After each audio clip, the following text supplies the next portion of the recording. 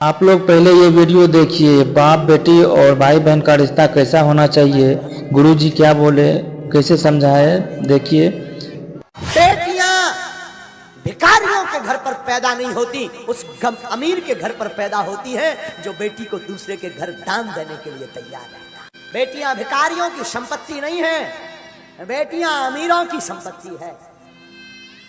याद रखना, बहुत से धूर्त लोग, बहुत से कम बुद्धि के लोग किसी की बेटी को घर पर लेकर के आते हैं और उसके पिता का, उसकी माँ का इतना अपमान करते हैं। उन्होंने दिया ही क्या, उन्होंने किया ही क्या, क्या सम्मान किया हमारा। मेरे प्यारो, मैं निवेदन करूं, उस बाप से पूछना जो अपनी बेटी के विवाह के लिए 2 साल पहले से तैयारी करता है, रात और दिन एक कर देता है। वो पिता अपनी बेटी के लिए एक एक कपड़ा, एक एक वस्त्र, एक एक भोजन का सामान, एक एक बर्तन संजो करके रखता है कि बारात आएगी ताकि किसी को कोई असुविधा ना हो। और तुम एक रात में जाकर के पूरे कार्यक्रम को तहस नहस करके आ जाते हो और उसी बाप की 2 साल की मेहनत को 2 शब्द कह करके तुम पानी में बहा देते हो। क्या गुजरती होगी उस बाप पर, उस पिता पर। आजकल समझी नहीं होते हैं, बिजनेस होता है। बेटियों को बेचा जाता है, पुत्रों को बेचा जाता है। दहेज लेना पाप नहीं है, पर मुंह मांग करके दहेज लेना महापाप है। उपहार लेना पाप नहीं है, दहेज लेना महापाप है। मैं निवेदन करूंगा व्यासपीठ से, किसी बाप को कुछ देने को नहीं होता, 1 रुपया नहीं होता, उस बाप के दिल से पूछो जिसके घर पर सयानी बेटी होती है। उस बाप के हृदय से पूछना क्या गुजरती है। उस बेटी का दिल तो देखना। एक रात में वो अपना घर, जिस घर में 20 साल तक रही, कोने कोने में खेली चहचहाती रही, आंगन में रही, एक एक कोने में उसका सामान रखा रहा, और एक रात में सब कुछ छोड़ करके नए घर में आ जाती है। उस बाप पर क्या गुजरती होगी। हमने सुना है बाप का दिल इतना कठोर होता, किसी किसी का उसकी आंख में कभी आंसू नहीं आता, लेकिन हमने सुना है कोई ऐसा बाप होगा जिसकी बेटी की विदा हो, उसकी आंख में आंसू। बेटियां विवाह होने के बाद भी अपने पिता को नहीं भूलती।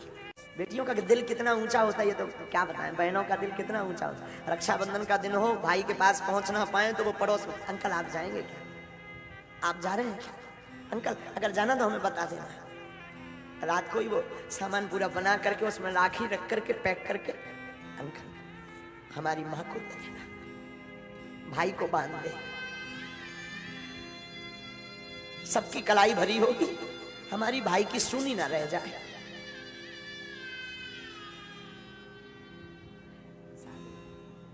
और कई बहनों का तो हमने देखा, बहुत हम बहुत नजदीक से महात्मा देखते हैं, कई बहनों का बहुत नजदीक से अनुभव करते हैं।